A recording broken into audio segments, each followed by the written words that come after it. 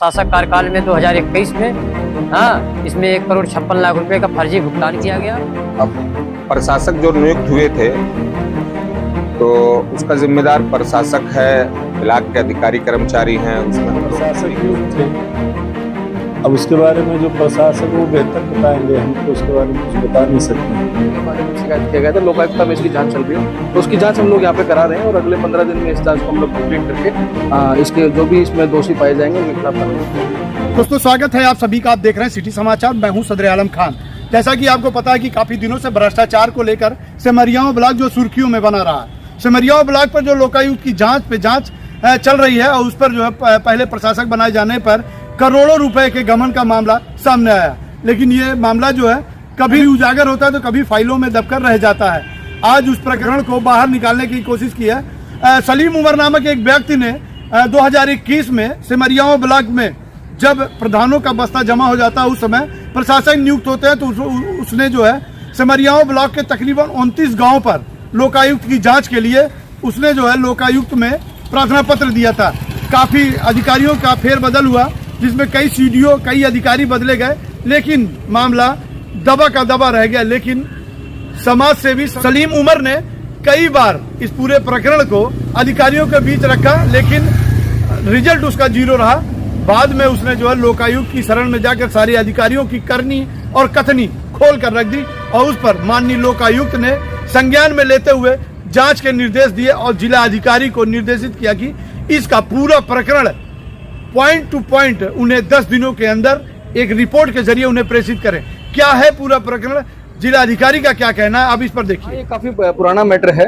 इसमें एक शिकायत हुई थी जिसमें तत्कालीन जो सीडीओ है उनके बारे में शिकायत किया गया था। लोकायुक्त में इसकी जांच चल रही है, तो उसकी जांच हम लोग यहाँ पे करा रहे हैं और अगले 15 दिन में इस जांच को हम लोग कंप्लीट करके इसके जो भी इसमें दोषी पाए जाएंगे उनके खिलाफ कार्रवाई की जाएगी। तो इसकी जांच चल रही है। काफी दिनों से प्रकरण रखा हुआ है सर, और करोड़ों का मैटर है और सारे ब्लॉकों का मैटर है सर, सिर्फ सिमरियाओं का ही नहीं है। इस तरह का प्रकरण सारे ब्लॉकों पर चल रहा है। लोकायुक्त की जांच में जो है 19-20 गाँव के आसपास लिखे हुए हैं। बाद में जब और चेक कराएगा तो 29 गाँव टोटल मिले, तो उन सब की जांच हम लोग एक साथ कर रहे हैं और इसमें पूरी जांच कंप्लीट हो जाएगी, तो उसके बाद हम लोग अपना वर्जन भी देंगे और जो इसमें दोषी मिलेंगे उनके खिलाफ कार्रवाई भी करेंगे। कितने दिन में इसका 15 दिन में हम जांच पूरी कर देंगे। जिला अधिकारी के वर्जन को आपने सुना, उन्होंने साफ लहजे में कह दिया कि सिमरियावा के लोकायुक्त की जांच लगी हुई है और उसमें अधिकारियों का चयन किया जा रहा है और उस पर जो है जांच कमेटी बैठाकर जांच की जाएगी। लेकिन यहाँ पर शिकायतकर्ता का जो आरोप रहा है काफी अचंभित करने वाला रहा। शिकायतकर्ता का आरोप है कि काफी दिनों से 2021 से लेकर अभी तक 2023 का लास्ट महीना चल रहा है, लेकिन अभी तक अधिकारियों की नींद इस मामले से नहीं टूटी कि क्या इस पर जांच करानी चाहिए। तकरीबन 1,63,00,000 रुपए का प्रकरण है, जिस पर अधिकारियों ने पानी फेर कर रखा हुआ है। लोकायुक्त की जांच के बाद जो है इस पर पता चलेगा कि आखिर कितने अधिकारी इसमें संलिप्त है। फिलहाल लोकायुक्त में जो शिकायतकर्ता के द्वारा तकरीबन दर्जनों अधिकारियों के नाम तो गए हैं कि इसमें जो है पैसा लेकर जांच को डिले करने में लगे हुए हैं, लेकिन शिकायतकर्ता जो अभी भी बैठने को तैयार नहीं है, वो पूरे प्रकरण को सामने लाकर ही दम रखेगा। और उसने कहा है कि जब तक दोषियों को सजा नहीं होती है तब तक इस मामले पर मिट्टी नहीं पड़ने वाली। क्या जांच का मामला ये सामने जब ये आया प्रशासक कार्यकाल में 2021 में इसमें 1,56,00,000 रुपए का फर्जी भुगतान किया गया, जिसमें मैंने जब इसको संज्ञान में लिया, जांच करवाया जिले के अधिकारी से, सीडीओ साहब से, सबसे, तो उन्होंने सिर्फ जांच में पैसा लिया, ना कि जांच किया और मेरी जांच को दबाते गए और कई लाख रुपया अधिकारी सेक्रेटरी और रेडियो पंचायत से उन्होंने वसूला, लेकिन जांच के नाम पर हिलाही की गई। उसके बाद मैं थक हार के मामला लोकायुक्त कार्यालय तक पहुंचाया, जिसमें 29 गाँव में 1,56,00,000 रुपया निकाला गया, जिसमें जिन लोगों ने मजदूरी ली है वो लोग न तो मजदूर है न कोई वो है, फर्जी मजदूर है। मजदूरी निकाली गई, फर्जी फर्म पे भुगतान किया गया करोड़ों रुपये का। इसमें जो जिम्मेदार बड़े अधिकारी हैं जिले के, वो सब पैसा लेकर मामले को ठंडे बस्ते में डाल दिए हैं।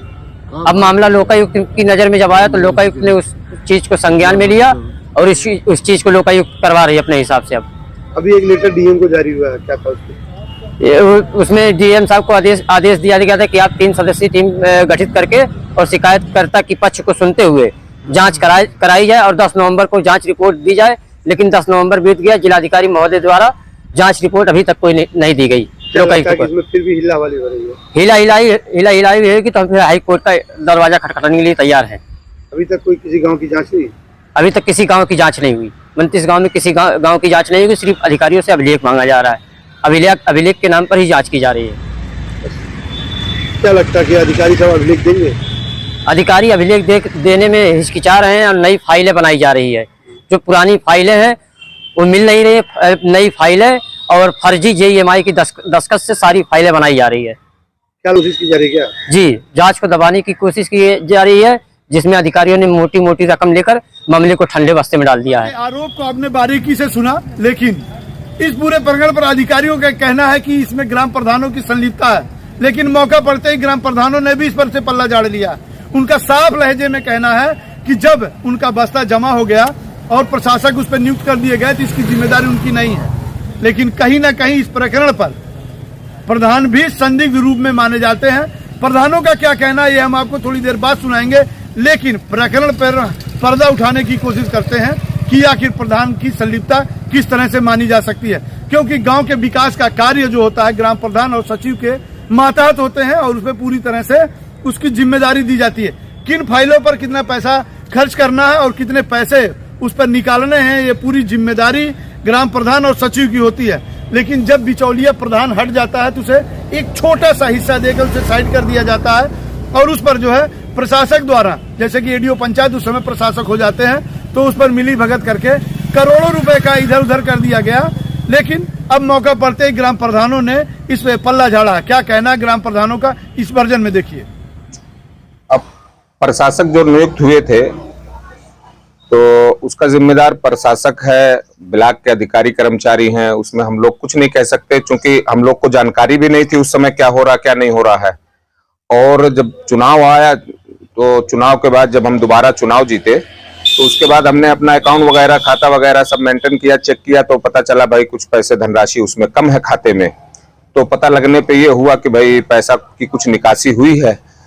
अब प्रशासक जो नियुक्त हुए थे वो लोग निकाले या कौन अधिकारी कर्मचारी मिलकर निकाले, इसकी जानकारी हमारे पास कोई नहीं है।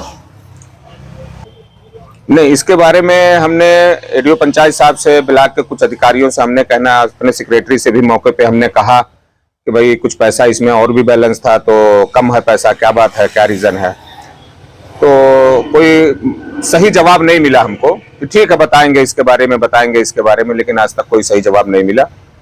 और इसका तो मैं समझता हूँ सही जानकारी ये है कि जो प्रशासक नियुक्त हुए थे उनसे सवाल जवाब किया जाए, या जो ब्लॉक के अधिकारी कर्मचारी है उनसे इसका सवाल जवाब किया जाए। इसमें प्रधान क्या जवाब दे सकता है? प्रधान तो अपने कार्यकाल का जवाब देगा, ना कि दूसरे के कार्यकाल का जवाब देगा। देखिए ऐसा है, 25 दिसंबर को हम लोगों का कार्यकाल समाप्त हो गया। जो हमारा बस्ता था, जो भी कागज पत्र थे वो सब जमा हो गए। अब उसके बाद क्या हुआ इसके बारे में मुझे कुछ जानकारी नहीं है, इसलिए कि मैं भी प्रशासक नियुक्त थे। अब उसके बारे में जो प्रशासक वो बेहतर बताएंगे, हम तो उसके बारे में कुछ बता नहीं सकते। क्या अभी ऐसा लगा कभी कि मतलब इससे कुछ पैसे इधर उधर में अकाउंट से? नहीं, इसकी जानकारी मुझको नहीं। दोबारा प्रधान प्रतिनिधि? जी हाँ। इसमें लगा कि कुछ बुद्धि के नहीं, ऐसा कुछ मैंने कभी स्टेटमेंट निकाल के चेक नहीं किया। तो अभी इतने सारी बात पैसे की बात आ रही है, तकरीबन 3-4 लाख, उसका जिम्मेदार किसको है? अब वो तो जांच का विषय है।